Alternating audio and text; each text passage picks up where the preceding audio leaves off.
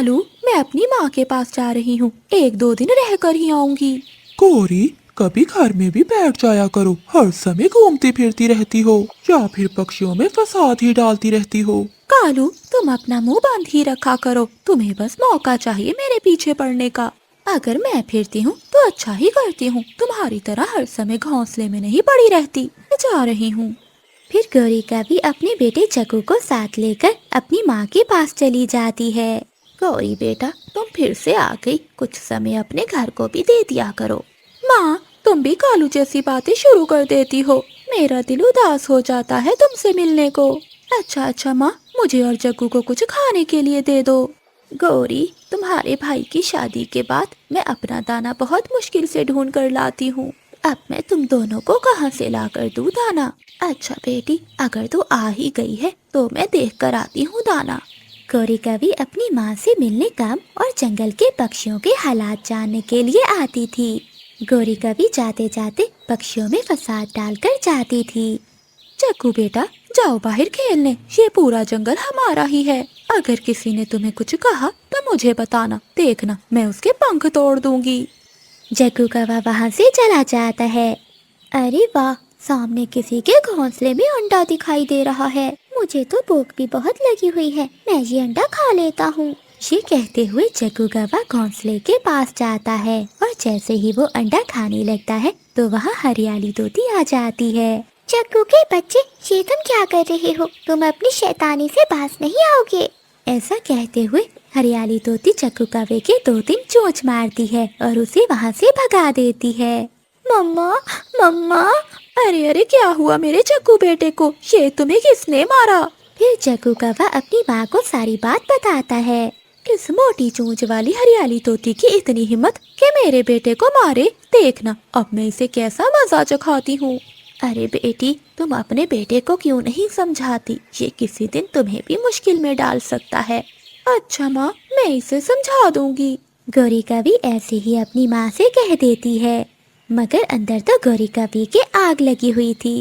जिस तरह इसने मेरे बेटे को मारा है, मैं भी बदला इसके अंडे से ही लूंगी। फिर गौरी कभी हरियाली तोती के पास जाती है। हरियाली बहन, मैं तुमसे माफी मांगने आई हूँ। मुझे जग्गू ने बताया था कि उसने आपके अंडे के साथ शरारत की है। हरियाली बहन, मैंने जग्गू को खूब डांटा है, जग्गू अब दोबारा ऐसा नहीं करेगा। ये कहकर गौरी कभी वहाँ से चली जाती है और हरियाली तोती भी हैरान हो जाती है कि अचानक से गौरी में ये तब्दीली कहाँ से आई। थोड़ी देर बाद हरियाली तोती अपने लिए दाना लेने चली जाती है और गौरी कभी, जो हरियाली तोती के जाने का इंतजार कर रही थी, वो घोंसले में जाती है। गौरी कभी अंडा उठाकर वहाँ से ले जाती है। वो अंडे को जाकर जंगल में फेंक देती है, मगर अंडा नीचे पड़ी सूखी घास पर गिरता है, टूटने से बच जाता है। दूसरी ओर जब हरियाली तोती अपने घोंसले में आती है तो अंडा ना देखकर रोने लगती है। अरे, मेरा अंडा कहाँ चला गया? लगता है कोई पक्षी मेरा अंडा चुरा कर ले गया है। हरियाली तोती के रोने की आवाज सुनकर जंगल के पक्षी वहाँ आते हैं। क्या हुआ हरियाली बहन, आप ऐसे क्यों रो रही हो? फिर हरियाली तोती सारी बात बताती है। हमारे जंगल में पहले तो कभी ऐसा नहीं हुआ। फिर जंगल के सभी पक्षी हरियाली तोती को हौसला देते हैं। अच्छा माँ, मैं चलती हूँ, कालू हमारा इंतजार कर रहा होगा। गौरी की माँ भी बहुत हैरान थी कि गौरी इतनी जल्दी क्यों जा रही है। फिर गौरी कभी और जग्गू कौवा वापस चले जाते हैं। कबूतर भैया, सूखा घास कहाँ से मिलेगा? मुझे अपने घोंसले की मरम्मत करनी है। चिड़िया, जहाँ गौरी कभी की माँ का जंगल शुरू होता है, तुम्हें वहाँ सूखा घास मिल जाएगा। ठीक है कबूतर भैया, मैं वो घास ले आती हूँ।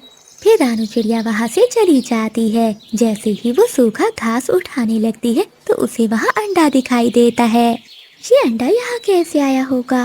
रानू चिड़िया वो अंडा उठाकर अपने घोंसले में ले जाती है। पता नहीं ये किस पक्षी का अंडा है। मुझे तो ये भी नहीं पता कि ये अंडा हमारे जंगल के पक्षियों का है या पास के जंगल के पक्षियों का।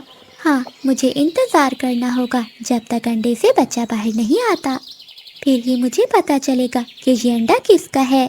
2 दिन गुजर जाते हैं, अंडा टूट जाता है, अंडे में से तोती का बच्चा बाहर आता है। तभी गौरी कभी रानू चिड़िया के घर जाती है। गौरी कभी तोती के बच्चे को देखकर हैरान थी। चिड़िया, ये तोते का बच्चा तुम्हारे पास कहाँ से आया? हाँ गौरी बहन, मैं खुद बहुत परेशान हूँ कि किसी ने अपना अंडा क्यों फेंका होगा।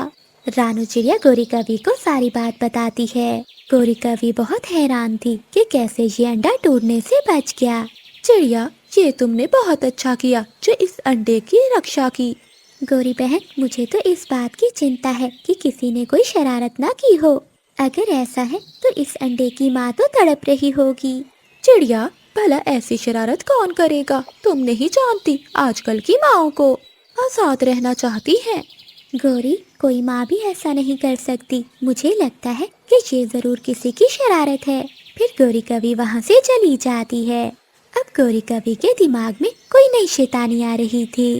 अगर ये छोटा मिठू बच ही गया है तो क्यों ना नया खेल खेलूं। मुझे तो ये रानू चिड़िया भी जरा नहीं अच्छी लगती। इससे भी बहुत से हिसाब बराबर करने हैं। गौरी कवि कुछ सोचती है और कालू कवि के पास जाती है। पति जी, मैंने आज अपनी माँ से मिलने जाना है। गौरी, तुम 3 दिन पहले ही तो गई थी। तुम्हारी माँ बहुत बूढ़ी है, उस पर इतना बोझ ना डाला करो। कालू, मैंने तुम्हें बताया है, तुमसे पूछा नहीं। और हाँ, चक्कू का ध्यान रखना, मैं अकेली ही जा रही हूँ। फिर गौरी कवि जल्दी में वहाँ से चली जाती है। गौरी कवि हरियाली तोती के पास जाती है। तोती बहन, मैं तुम्हें बहुत जरूरी बात बताने आई हूँ। क्या गौरी, कौन सी बात? तोती बहन, क्या तुम्हें तुम्हारे अंडे के बारे में पता चला कि उसे कौन चुरा कर ले गया है? नहीं गौरी बहन, भला ऐसी बातों का भी पता चलता है? अगर मैं कहूँ कि तुम्हारे अंडे का मुझे पता है और उसमें से बच्चा भी निकल आया है। गौरी, क्या तुम झूठ तो नहीं बोल रही? कहाँ है मेरा बच्चा? मुझे जल्दी से मेरे बच्चे के पास ले चलो। फिर गौरी कवि मम्मा तोती को अपने साथ ले जाती है और वहाँ जाकर सभी पक्षियों को इकट्ठा कर कर रानू चिड़िया के घर जाती है। आप सब यहाँ क्यों आए हो? वैसे अच्छा ही हुआ, मैंने भी आप सबको आज इकट्ठा करना था। मैंने कुछ बताना था आप सबको। चिड़िया, तुमने मेरा अंडा क्यों चुराया? शक्ल से तुम बहुत मासूम लग रही हो, लेकिन तुम्हें मेरी ममता पर जरा भी दया ना आई। तोती बहन, ये आप क्या कह रही हैं? मैंने कोई अंडा नहीं चुराया। मुझे तो ये अंडा सूखी घास पर से मिला है। चिड़िया, अगर तुम्हें अंडा मिला था तो तुम्हें हमें बताना चाहिए था। कबूतर भैया, मैं ये पहले देखना चाहती थी कि ये अंडा किस पक्षी का है, और आज ही मैंने आप सब पक्षियों को बताना था ताकि हम सब मिलकर इसकी माँ को ढूंढ सकें। चिड़िया, अब ज्यादा चालाकी ना दिखाओ। मुझे तो लगता है तुमसे अब जंगल के पक्षियों के अंडे भी सुरक्षित नहीं हैं। तभी चकू कौवा भी वहाँ आ जाता है। चिड़िया, ये मेरा अंडा है, मुझे वापस कर दो। मम्मा, आपने तो हरियाली आंटी का अंडा तोड़ दिया था, फिर ये बच कैसे गया? फिर सभी पक्षी गौरी कवि को देखने लगते हैं और गौरी कवि को तो कुछ समझ नहीं आ रहा था। गौरी कवि अपने बेटे चक्कू को लेकर वहाँ से भाग जाती है। ऐसे रानू चिड़िया की सच्चाई सबके सामने आ जाती है और वो हरियाली तोती का बच्चा उसे दे देती है और मम्मा तोती अपने बच्चे को खुशी खुशी अपने जंगल ले जाती है। गौरी कवि अपने 7 बच्चों के साथ खतरनाक जंगल के पास रहती थी। कालू कौवा डरते डरते एक पेड़ से कुछ फल तोड़ रहा था। जल्दी जल्दी से गौरी कवि और बच्चों के लिए फल तोड़ लेता हूँ। अगर जंगल की कोई बाजें या चीलें आ गई तो वो मुझे खा जाएंगी। कालू कौवा डरते डरते कुछ फल तोड़ता है और अपने घर की ओर चला जाता है। कालू कौवा फल लेकर जंगल के पास अपने छोटे से घोंसले में जाता है जहाँ गौरी कवि अपने 4 बच्चों के साथ बैठी हुई थी। तभी कालू कौवा घर का दरवाजा बंद कर देता है। कालू जी, किसी ने आपको यहाँ आते हुए देखा तो नहीं? नहीं गौरी, मैं छुप छुप कर यहाँ आया हूँ, किसी ने नहीं देखा मुझे। कालू जी, पास के जंगल के जालिम पक्षियों को पता नहीं चलना चाहिए कि हम अपने बच्चों के साथ यहाँ रहते हैं, वरना वो जालिम चीलें हमारे बच्चों और हमें खा जाएंगी। गौरी, पता है मुझे, इसीलिए घर में आने से पहले मैं बाहर देर तक खड़ा रहता हूँ। अच्छा गौरी, तुम बच्चों को ये फल खिलाओ, मैं नदी से पानी लेकर आता हूँ। माँ, तुम हमें बाहर खेलने क्यों नहीं जाने देती हो? हमें सारा दिन घर में रहना अच्छा नहीं लगता। मुन्नी बेटा, अभी तुम सब बहुत छोटे हो, यहाँ बाहर हर जगह बहुत खतरा है। वो सब जालिम पक्षी तुम जैसे मासूम बच्चों को खा जाएंगे। माँ, क्या वो जालिम चीलें हमें भी खा जाएंगी? नहीं बच्चों, जब तक मैं तुम्हारे साथ हूँ तुम्हें कोई कुछ नहीं कह सकता। फिर कालू कौवा भी पानी ले आता है। वो सब पानी पीकर सो जाते हैं। आधी रात को गोरी कवि के 3 अंडे भी फूट जाते हैं और उनमें से 3 प्यारे प्यारे बच्चे बाहर आते हैं, जो अंडों से बाहर आते ही शोर मचाने लगते हैं। गौरी, बच्चों को चुप कराओ वरना कोई जालिम चीले हमारे बच्चों को देख न ले। तभी बाहर कुछ पक्षियों की आवाजें आती हैं।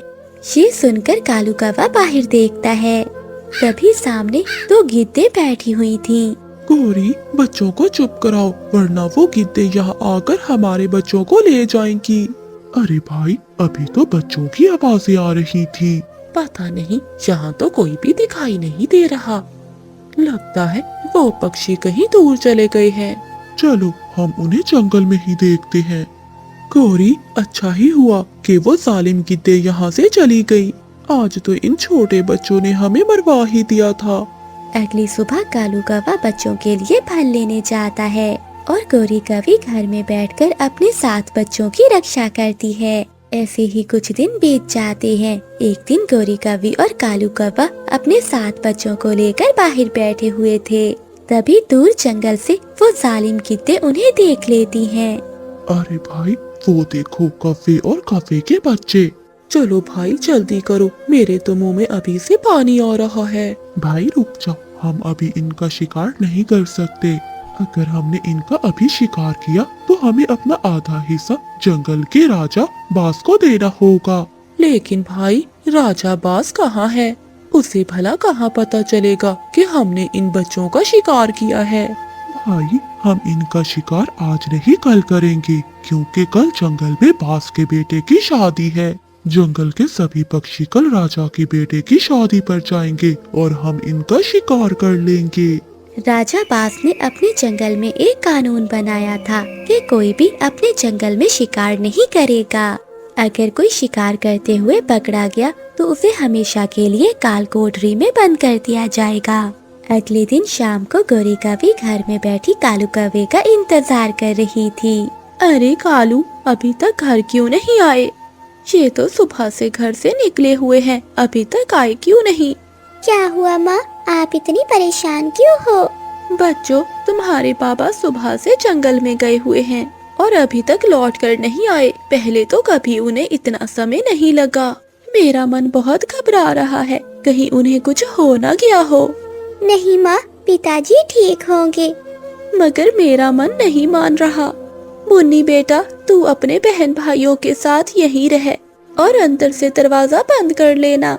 मैं जंगल में तेरे पिताजी को देखने जा रही हूँ। जब तक मैं ना आऊँ दरवाजा ना खोलना। गोरी कवि पहली बार अपने बच्चों को घर में अकेला छोड़कर बाहर जाती है। तभी 7 बच्चे घर के अंदर बैठ जाते हैं। थोड़ी देर बाद गोरी कवि के छोटे 3 बच्चे रोने लगते हैं। तभी रानू चिड़िया और मिठू तोता बाहर से गुजर रहे थे। वो बच्चों की आवाज सुनकर रुक जाते हैं। मिठू भैया रुके, ये तो किसी बच्चों की आवाजें हैं। चिड़िया, तुम अपनी जान बचाओ। तुम्हें पता है ना ये जंगल कितना खतरनाक है। चलो यहाँ से। तभी रानू चिड़िया और मिठू तोते को चीलों की आवाजें सुनाई देती हैं। मिठू भैया, लगता है वो जालिम पक्षी इसी ओर ही आ रहे हैं। मिठू भैया, ये आवाजें तो वो सामने वाले घर से आ रही हैं। लगता है वहाँ छोटे बच्चे हैं, हमें उनकी जान बचाना होगी। फिर रानू चिड़िया और मिठू तोता गोरी कवि के घोंसले के पास जाते हैं। अंदर कोई है? दरवाजा खोलो। बच्चों, आपकी जान खतरे में है। बच्चे डरकर दरवाजा खोल देते हैं। बच्चों, आप सबकी जान को खतरा है, आप सब मेरे साथ चलो। बच्चे रानू चिड़िया और मिठू तोते के साथ वहाँ से चले जाते हैं। रानू चिड़िया बच्चों को अपने घर ले जाती है। दूसरी ओर वो गिद्दे रात को गोरी कवि के घर जाती हैं, मगर वहाँ तो कुछ भी नहीं था। भाई, यहाँ तो कोई भी नहीं है। मुझे लगता है वो सब जंगल छोड़कर चले गए हैं। वो दोनों गिद्दे घर से बाहर निकलती हैं, तो उन्हें कालू कौवा और गोरी कवि देख लेते हैं। कालू कौवा और गोरी कवि अपने घर जाते हैं। अरे बाप रे, कालू जी, हमारे बच्चे कहाँ चले गए? लगता है उन गिद्धों ने हमारे बच्चों को खा लिया। गोरी कवि रोने लगती है। गोरी, चुप कर जाओ। चलो हम जंगल के राजा बाज के पास जाकर उन गिद्धों की शिकायत करते हैं। हम उन दोनों को छोड़ेंगे नहीं। तभी वो दोनों पास के जंगल के राजा बाज के पास जाते हैं। वो राजा को सारी बात बताते हैं। बाज राजा, आपके जंगल की गीतों ने हमारे बच्चों को खा लिया। आप हमारे साथ न्याय कीजिए, उन दोनों को कड़ी से कड़ी सजा दीजिए। चुप कर जा कवि, हमने नहीं खाया तेरे बच्चों को। बाज राजा, आप इनकी बात क्यों सुन रहे हैं? ये तो हमारे जंगल की है भी नहीं। हाँ बाज राजा, ये तो इस जंगल के हैं भी नहीं। आप इन्हें हमारे हवाले कर दीजिए, हम आप तक आधा हिस्सा पहुंचा देंगे। सुनो कव्वे, इस जंगल में सिर्फ इस जंगल के पक्षियों की ही बातें सुनी जाती हैं। सुनोगी तो इन्हें लेकर यहाँ से चले जाओ, इनके साथ जो भी करना है करो। फिर वो गीतें कौवों को लेकर अपने जंगल से बाहर चली जाती हैं। वो कौवों पर हमला करने ही वाली थी कि पास के जंगल की महारानी चील और चिड़िया मिठू तोता सब आकर उन गीतों पर हमला कर देते हैं। गीतें मुश्किल से अपनी जान बचाकर वहाँ से भागती हैं। आप सबने हमारी जान क्यों बचाई? मैं भी मर जाना चाहती हूँ। मेरे बच्चे नहीं तो मैं जिंदा रहकर क्या करूँगी? कवि बहन, आप चिंता नहीं करें, आपके बच्चे मेरे पास हैं। फिर रानू चिड़िया गौरी कवि को सारी बात बताती है। फिर गौरी कवि और कालू कौवा रानू चिड़िया के घर जाते हैं। वो अपने बच्चों को देखकर बहुत खुश थे। गौरी बहन, आज से आप हमारे जंगल में ही रहें, क्योंकि हमारा जंगल बहुत सुरक्षित है। हमारे जंगल की महारानी चील बहुत अच्छी है, वो हम सबकी रक्षा करती है। उस दिन के बाद से कालू कौवा गौरी कवि अपने बच्चों के साथ उसी जंगल में रहने लगते हैं। सुबह सुबह गौरी कवि रानू चिड़िया के घर जाती है। रानू चिड़िया अपने घर के बाहर गौरी कवि का इंतजार कर रही थी। गौरी, आज इतनी देर क्यों कर दी? तुम्हें पता है ना कि आज हमें भोजन लेने दूर घने जंगलों में जाना है। हाँ चिड़िया सहेली, सुबह मेरी आँख नहीं खुली। गौरी, भला आँख कैसे खुलती? तुम तो देर तक रात मेरे पास ही बैठी रही हो। अच्छा चिड़िया, जल्दी करो, मुझे बहुत प्यास लगी है। पहले नदी से पानी पी लेंगे, फिर घने जंगलों में जाएंगे। गौरी कवि और रानू चिड़िया बहुत अच्छी सहेलियाँ थी। वो दोनों नदी पर पानी पी रही थी। तभी वहीं एक पेड़ के पीछे छुपी हुई चील उन दोनों को देख रही थी। अरे वाह, आज चिड़िया का नरम नरम गोश्त खाने को मिलेगा। अब किसी न किसी तरह इस चिड़िया को अपनी जाल में फंसाकर इसका शिकार करना ही होगा। मगर चिड़िया के साथ ये काली का भी इसे अपने रास्ते से हटाना होगा। तभी चील एक प्लान बनाती है और जोर जोर से रोने लगती है। जोर जोर से रोने की आवाज उन दोनों को सुनाई देती है। गौरी बहन, लगता है कोई मुसीबत में है, चलो देखते हैं। फिर वो दोनों चील के पास जाती हैं। क्या हुआ चील, आप इतना रो क्यों रही हो? रो नहीं तो और क्या करूं? मेरी माँ भी मुझे छोड़कर चली गई। अब मैं इस जंगल में अकेली हो गई हूँ। ना मेरे पास माँ है और ना रहने को कोई घर। मैं बहुत अकेली हो गई हूँ। मुझे अपनी माँ की याद आ रही है। ये तो आपके साथ बहुत बुरा हुआ। आप चिंता नहीं करें, हम आपके साथ हैं। जब भी आपको अकेला महसूस हो तो आप हमारे पास आ जाया करो। अरे चिड़िया, ये तुम क्या कह रही हो? हम इस चील को जानते तक नहीं हैं। इसको अपना दोस्त बनाना ठीक नहीं है। गौरी बहन, आप हमेशा ऐसा क्यों सोचती हैं? देखिए, इसकी माँ नहीं है। माँ की जाने का दुख क्या होता है ये मैं अच्छे से समझती हूँ, इसलिए आप ऐसी बातें ना करो। तुम कितनी अच्छी हो चिड़िया, जो मेरा दर्द समझ पा रही हो। गौरी बहन, मेरे पुराने वाले घोंसले को चील को दे देते हैं। चिड़िया, मुझे कुछ ठीक नहीं लग रहा। गौरी बहन, तुम चिंता नहीं करो, सब ठीक होगा। फिर चिड़िया अपने घर के पास पुराना घोंसला चील को दे देती है। अगले दिन गौरी कवि और रानू चिड़िया बैठी हुई थी कि चील वहाँ आ जाती है। चिड़िया, मेरा अकेले मन नहीं लग रहा था, सोचा तुम्हारे पास चली आऊं। तुम तो माँ के खोने का दर्द अच्छी तरह से जानती हो। हाँ चील, ये आपने बहुत अच्छा किया। आज से आप भी हमारी दोस्त हैं। चिड़िया, अगर तुम्हें चील के साथ रहना है तो रहो, फिर मैं नहीं रहूंगी तुम्हारे साथ। गौरी, तुम मेरे बारे में ऐसा क्यों सोचती हो? अच्छा, मुझे ये बताओ गौरी, जब तुम चिड़िया की दोस्त बनी थी, क्या तुम पहले से जानती थी चिड़िया को? किसी को भी जानने में थोड़ा समय लगता है। जब चिड़िया को कोई दिक्कत नहीं तो तुम्हें क्या दिक्कत है मुझसे? हाँ गौरी बहन, समझने की कोशिश करो, हर कोई एक जैसा नहीं होता। चील बिल्कुल ठीक कह रही है। जब मुझे कोई दिक्कत नहीं तो गोरी बहन आपको क्यों दिक्कत है? देख रानो, तू मेरी बहुत अच्छी दोस्त है, तेरा भला सोचना मेरा फर्ज है। मुझे लगता है कि तुझे इस चील से दोस्ती नहीं करनी चाहिए, बाकी तेरी मर्जी।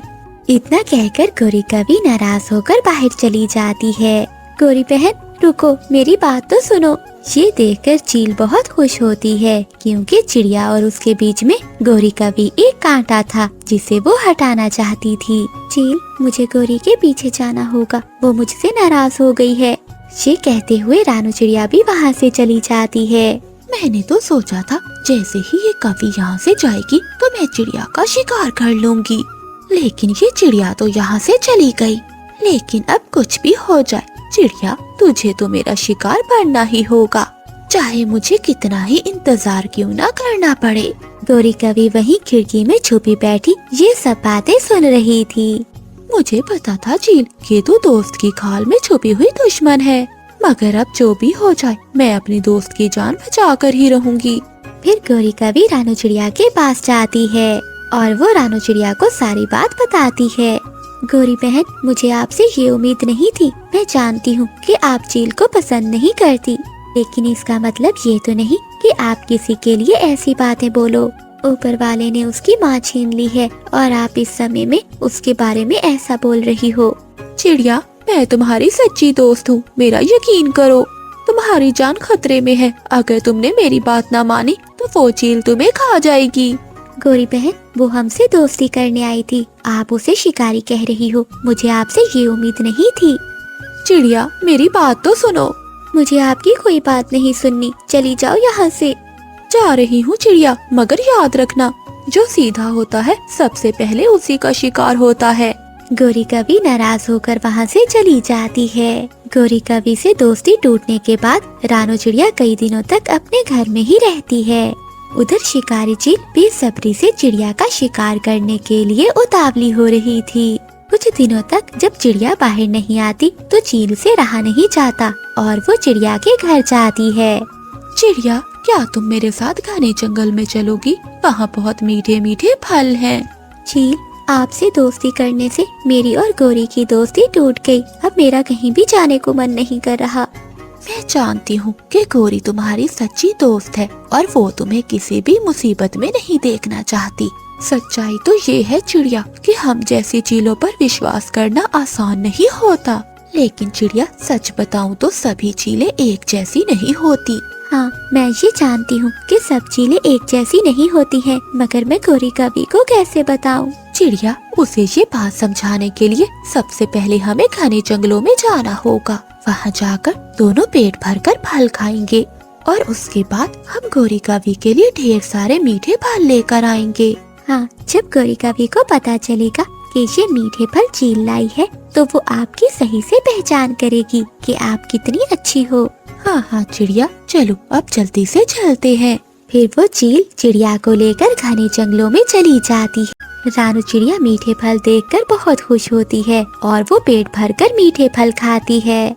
वही चील चिड़िया को फल खाते हुए देखकर सोच रही थी, नादान चिड़िया, तू पेट भरकर फल खा ले, फिर मैं तुझे खाऊंगी।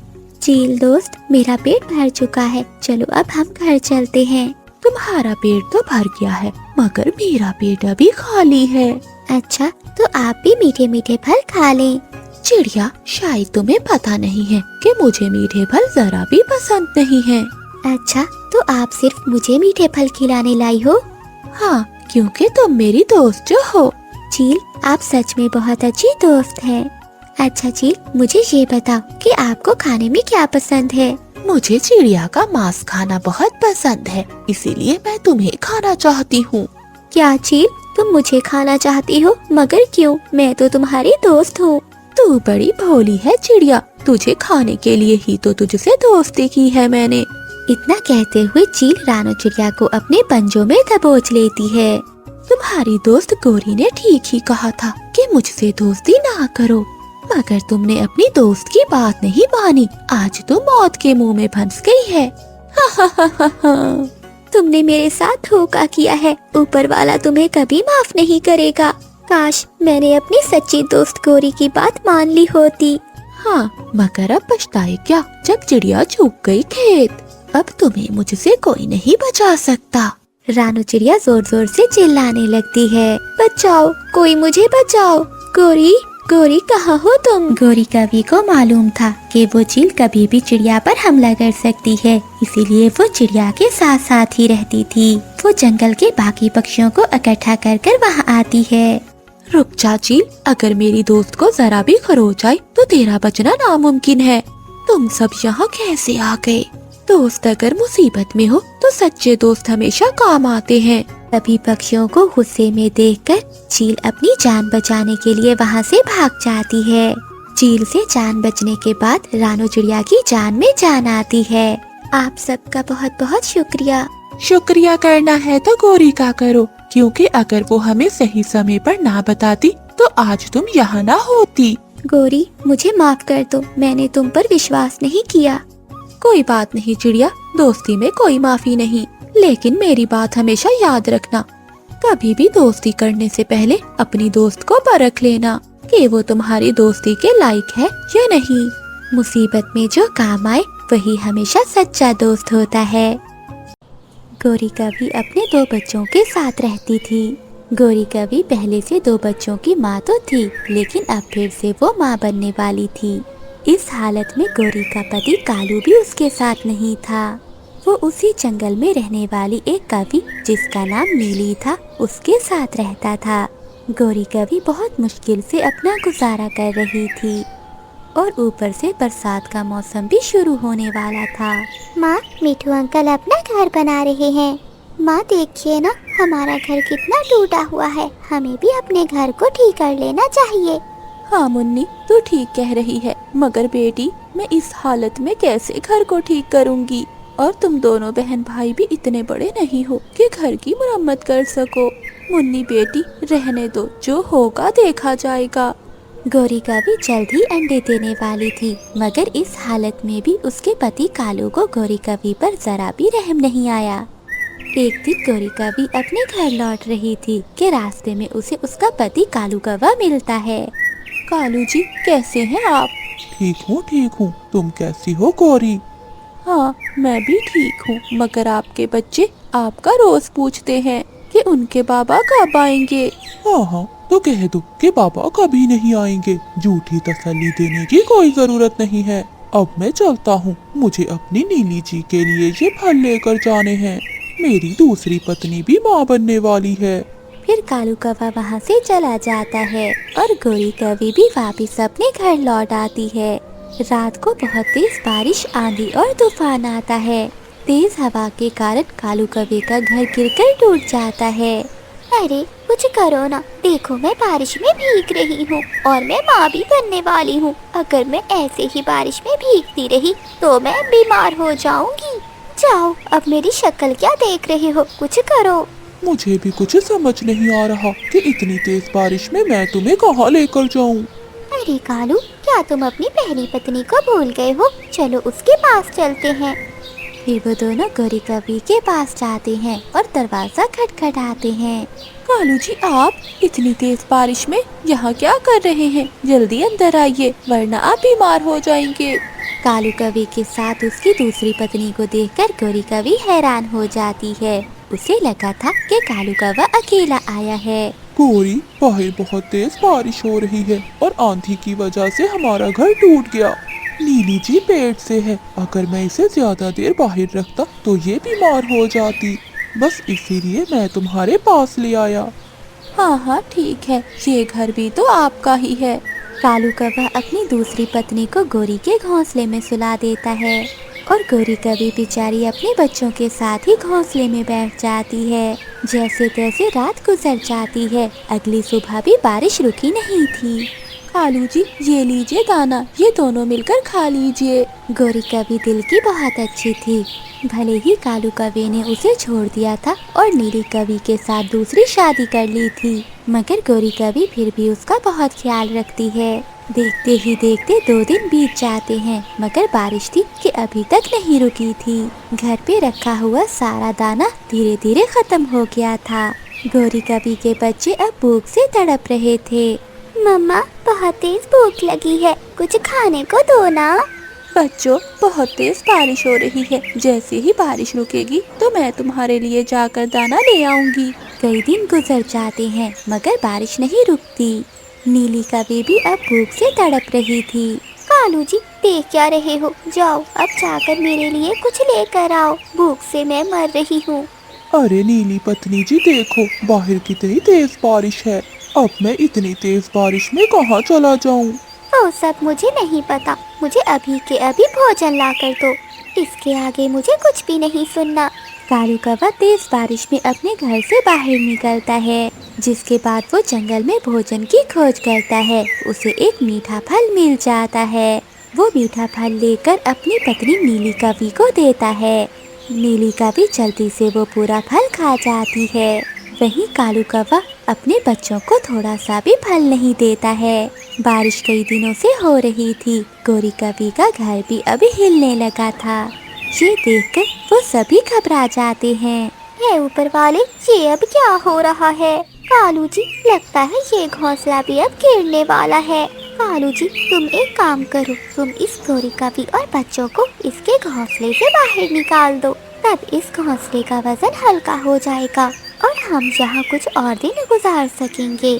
ये सुनकर गोरी कवि को बहुत गुस्सा आता है। क्यों? ये मेरा घोंसला है और मैंने तुम दोनों को अपने घर में रहने की जगह दी है, ये भूलो मत। ये सब मैं नहीं जानती, मैं तो बस इतना जानती हूँ कि मैं इस घोंसले में रह सकती हूँ और जो भी मैं कालू जी से कहूँगी कालू जी वही करेंगे। तुम अपने बच्चों को लेकर अभी के अभी यहाँ से निकल जाओ। फिर कालू कौवा अपनी पत्नी गोरी और अपने बच्चों को घर से बाहर निकाल देता है। मम्मा, अब हम कहाँ जाएंगे? इतनी तेज बारिश में पापा ने हमें घर से बाहर निकाल दिया। हाँ मम्मा, बाबा ने हमें घर से बाहर निकालते समय एक बार भी नहीं सोचा। गोरी कवि अपने दोनों बच्चों को साथ लेकर रानू चिड़िया के घर चली जाती है। मगर रानू चिड़िया का घर भी नीचे टूटा हुआ पड़ा था। फिर गोरी कवि अपने बच्चों को लेकर मिठू तोते के पास जाती है। मिठू तोते के घर पहले ही बहुत सारे पक्षियों ने आसरा लिया हुआ था। गोरी कवि मिठू का दरवाजा खटखटाती है। क्या हुआ गोरी, इतनी तेज बारिश में बच्चों के साथ यहाँ क्या कर रही हो? मिठू भैया, हमारी मदद करो, हमें अपने घर में रहने दो। तभी बातें सुनकर अंदर से रानू चिड़िया भी बाहर आती है। चिड़िया बहन, तुम जहाँ, मैं तुम्हारे घर गई थी मगर वो तो टूटा हुआ था। हाँ गोरी बहन, बारिशें बहुत दिन से हो रही हैं और जंगल के सभी पक्षियों के घर टूट गए हैं। मेरा घोंसला भी टूट गया है, इसीलिए मैं मिठू तोते के घर आई थी। हाँ गोरी, मेरे घर में अब और इतनी जगह नहीं है कि मैं तुम्हें भी रख सकूं। पहले ही मेरे घर में बहुत सारे पक्षी हैं। अगर मैंने किसी और को रख लिया तो ये घोंसला भी टूट जाएगा। मिठू भैया, आप ऐसा करें कि गोरी के बच्चों को मेरी जगह अपने घर रख लें। मैं और गोरी बाहर रह लेंगे। ठीक है चिड़िया, जैसा तुम कहो। फिर मिठू तोता गोरी के बच्चों को घर में ले जाता है। रानू चिड़िया और गोरी कवि बाहर बारिश में भीग रही थी। चिड़िया बहन, तुम्हारा बहुत बहुत धन्यवाद। तुमने मेरी मुश्किल समय में मदद की, मेरे बच्चों को बचा लिया। गोरी बहन, वो मासूम बच्चे हैं, वो मेरे बच्चों की तरह हैं। चिड़िया, मेरे बच्चों ने 2 दिन से कुछ नहीं खाया। गोरी बहन, मिठू के घर में भी दाना खत्म हो गया है, चलो हम जंगल से कुछ दाना ढूंढ कर आते हैं। फिर गोरी कवि और रानू चिड़िया जंगल में दाना ढूंढने चली जाती हैं। वो जंगल में दाना ढूंढ रही थी, तभी रानू चिड़िया को एक बड़ा पेड़ नजर आता है। पेड़ में एक बहुत बड़ी खोखर थी। गोरी कवि और रानू चिड़िया बारिश से बचने के लिए उस खोखर में जाकर बैठ जाती हैं। जब वो उस पेड़ की खोखर में जाती हैं, तो वहाँ बहुत सुंदर घोंसले थे। गोरी बहन, लगता है कोई पक्षी इस खोखर में रह कर गया है। हाँ चिड़िया, ये खोखर तो बहुत सुंदर है और यहाँ पर ढेर सारा दाना भी है। लगता है गोरी बहन, ऊपर वाले ने आपकी सुन ली। आज से ये घर आपका है, आप अपने बच्चों के साथ यहीं आकर रह लें। हाँ चिड़िया, तुम भी हमारे साथ रहोगी, हम सब मिलकर रहेंगे। फिर गोरी कवि अपने बच्चों को वहाँ ले आती है। दूसरी ओर वो दुष्ट कौवा और नीली कवि जिस घोंसले में रह रहे थे वो भी गिरकर टूट जाता है। वो दोनों मुश्किल से अपनी जान बचाते हैं। वो दोनों तेज बारिश में भीगने लगते हैं। अब उनके पास रहने के लिए कोई घर नहीं बचा था। ये कर्मों की सजा थी जो उन्होंने गोरी कवि और उसके मासूम बच्चों के साथ किया था। तेज बारिश में कालू कौवा और गोरी कौवी जंगल में बैठे फल खा रहे थे। कालू, बस करो, अब कुछ फल घर ले जाएंगे। बारिश का कुछ पता नहीं और कितने दिन आएगी। ऐसा ना हो कि हम भूखे ही मर जाएं। हाँ हाँ गोरी, अपना पेट तो भर लिया है। अगर मैं कुछ खाने लगूं तो तुमसे देखा नहीं जाता। वो दोनों आपस में ऐसे बातें कर रहे थे, तभी उन्हें किसी पक्षी के रोने की आवाज सुनाई दी। कालू, लगता है कोई पक्षी रो रहा है, चलो चलकर देखते हैं। कालू कौवा और गोरी कौवी तेज बारिश में आवाज सुनते हुए वहाँ तक पहुँचते हैं। वो देखते हैं पेड़ पर एक घोंसले में बुलबुल रो रही है। अरे क्या हुआ बुलबुल, क्यों इतना रो रही हो? पूरा जंगल सर पर उठाया हुआ है। हाँ हाँ बुलबुल, तुम्हारे चक्कर में गोरी ने मुझे फल भी नहीं खाने दिया। क्या बताऊं कौवी, मैंने कई दिनों से खाना नहीं खाया। अब मेरी हालत बहुत खराब हो गई है। अब मैं उड़ भी नहीं पा रही, न दाना लेने जा सकती हूँ कहीं। कौवा, ऊपर वाले के लिए मेरी थोड़ी मदद कर दो। गोरी कौवी और कालू कौवे के पास फल तो थे, मगर वो लालची कौवे कहाँ किसी की मदद करने वाले थे। बुलबुल, बहुत मुश्किल से ये फल मिला है, अगर ये भी हम तुम्हें दे देंगे तो हम क्या खाएंगे? हाँ हाँ गोरी, मैंने तो अभी खाया भी नहीं। फिर वो दोनों कौवे बुलबुल को रोता हुआ छोड़कर वहाँ से चले जाते हैं। मम्मा, मुझे भूख लगी है, मुझे कुछ खाना है। गुड़िया बेटी, कल से बारिश हो रही है और अभी तक नहीं रुकी। आपको तो पता है मैं दाना लेने नहीं जा सकी। मम्मा, मुझे सच में बहुत भूख लगी है, मैंने कल से कुछ नहीं खाया। गुड़िया बेटी, आप दरवाजा अंदर से बंद कर लो, मैं जंगल से कोई फल ढूंढ कर आती हूँ। फिर रानू चिड़िया तेज बारिश में गुड़िया के लिए फल ढूंढने निकलती है। रास्ते में रानू चिड़िया को बुलबुल के रोने की आवाज सुनाई देती है। रानू चिड़िया तुरंत वहाँ जाती है। बुलबुल बहन, क्या हुआ? आप इतना क्यों रो रही हैं? अरे क्या बताऊं चिड़िया मैं तुम्हें, मैंने कई दिनों से खाना नहीं खाया। मेरी हालत बहुत खराब हो गई है, अब तो मैं उड़ भी नहीं पा रही। चिड़िया, मेरी मदद करो। बुलबुल की ये हालत देखकर रानू चिड़िया को दया आ जाती है। बुलबुल बहन, चुप कर जाइए, बताइए मैं आपकी क्या मदद कर सकती हूँ? चिड़िया, भूख से मेरी जान निकल रही है, मुझे कुछ खाने के लिए ला दो। फिर रानू चिड़िया वहाँ से उड़ती है और वो घने जंगल में जाती है। वहाँ उसे एक मीठा फल मिल जाता है। वो मीठा फल लेकर बुलबुल के पास आती है। बुलबुल बहुत भूखी थी, वो जल्दी से वो मीठा फल खा लेती है। चिड़िया, तुम्हारा बहुत बहुत शुक्रिया, वरना भूख की वजह से मैं आज मर जाती। बुलबुल बहन, शुक्रिया की क्या बात है, ये तो मेरा फर्ज था। चिड़िया, तुम बहुत अच्छी हो, इसलिए मैं तुम्हें कुछ देना चाहती हूँ। क्या बुलबुल बहन? यहाँ से थोड़ी दूर गुफा में मैंने एक मटका रखा है और साथ में एक रुमाल। याद रखना, वो कोई मामूली मटका नहीं है। तुम उस मटके से जो भी खाने की चीज़ मांगोगी वो तुरंत तुम्हें मिलेगी। हाँ, जितना खाना तुम्हें चाहिए होगा तुम उससे ले लेना और फिर वो लाल रुमाल उस मटके पर दे देना। उस जादुई मटके से सामान रोकने का बस यही एक हल है। आपका बहुत बहुत शुक्रिया, मैं इस बात का जरूर ख्याल रखूंगी। ऐसा कहते हुए रानू चिड़िया मटका लेने गुफा के अंदर चली जाती है। रानू चिड़िया गुफा में जाकर देखती है तो वहाँ एक मटका पड़ा हुआ था। फिर रानू चिड़िया वो मटका और रुमाल लेकर अपने घर चली जाती है। कालू, शुक्र है उस मोटी बुलबुल से बचकर, वरना वो हमारे फल खा लेती। हाँ हाँ गोरी, अब मुझे भी दो, मुझे भूख लगी है। फिर वो कौवा और कौवी फल खाते हैं। मम्मा, ये क्या? मुझे तो भूख लगी थी, मैंने आपसे फल लाने के लिए कहा था और आप ये मटका ले आई हैं। गुड़िया बेटी, ये कोई आम मटका नहीं है, ये जादुई मटका है। क्या मम्मा, जादुई मटका? हाँ गुड़िया बेटी, आपने जो भी खाना है इस मटके से मांग लीजिए। ठीक है मम्मा, मैं मांग कर देखती हूँ। ऐ जादुई मटके, मुझे खाने के लिए मीठे मीठे फल दो। गुड़िया का इतना कहना ही था कि मटके में से ढेर सारे फल निकलना शुरू हो जाते हैं। फिर रानू चिड़िया उस लाल रुमाल को मटके पर रख देती है, जिससे फल निकलना बंद हो जाते हैं।